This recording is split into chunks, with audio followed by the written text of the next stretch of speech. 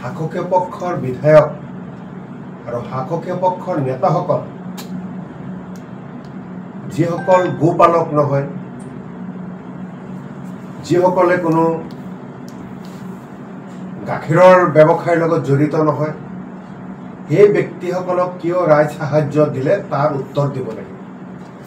অসমৰ ৰাইজে জানিব বিচাৰিছে সাবসিডি কেনেকৈ লাভ কৰে মন্ত্ৰীৰ পত্নীয়ে, বিধায়ক, শাসকীয় পক্ষৰ বিধায়কসকলে আৰু শাসকীয় নেতাসকলে, যিসকলে গৰু আৰু গোহালিৰ লগত কোনো সম্পৰ্ক নাই। মই গৰুৰ গোবৰটো বাদেই দিলোঁ, গৰু আৰু গোহালিৰ সম্পৰ্ক নথকা ব্যক্তিসকলে কেনেকৈ সাবসিডি লাভ কৰে আৰু সেই সাবসিডি লাভ কৰি তেওঁলোকে নিজৰ কলাধন বগা কৰাৰ কাৰণে এটা কৌশলহে ৰচনা কৰে।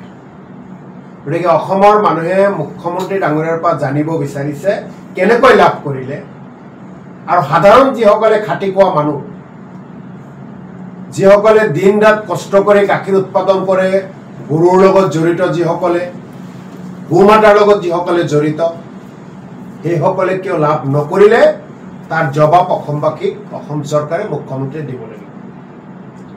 ২ নম্বৰ প্ৰশ্ন হৈছে গৰুখুটি প্ৰকল্পলৈ আপোনালোকে সকলোৱে জ্ঞাত।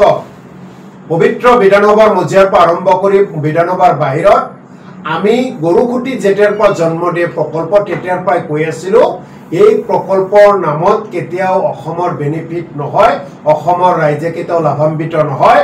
এই প্ৰকল্পৰ জৰিয়তে বিজেপি নেতা পালি নেতাসকলে লাভান্বিত হ'ব। পদ্ম হাজৰিকাৰ যিটো ধাৰণা সম্পূৰ্ণ ভুল আছে।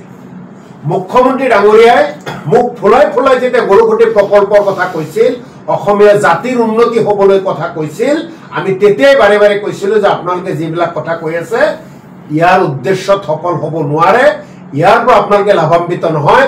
আৰু আজি আমাৰ অভিযোগ সত্যত প্ৰমাণিত হৈ অসমৰ ৰাইজে দেখা পালে গৰুখুটি প্ৰকল্পৰ পৰা কেৱল বিজেপিৰ নেতাসকলহে লাভান্বিত হৈছে, মন্ত্ৰী বিধায়কসকলহে লাভান্বিত হৈছে। গতিকে গৰুখুটি প্ৰকল্প কৰিবলৈ যাওঁতে অসম চৰকাৰে পুলিচৰ জৰিয়তে মানুহ মাৰিছে, মানুহ মৃত্যুবৰণ কৰিছে।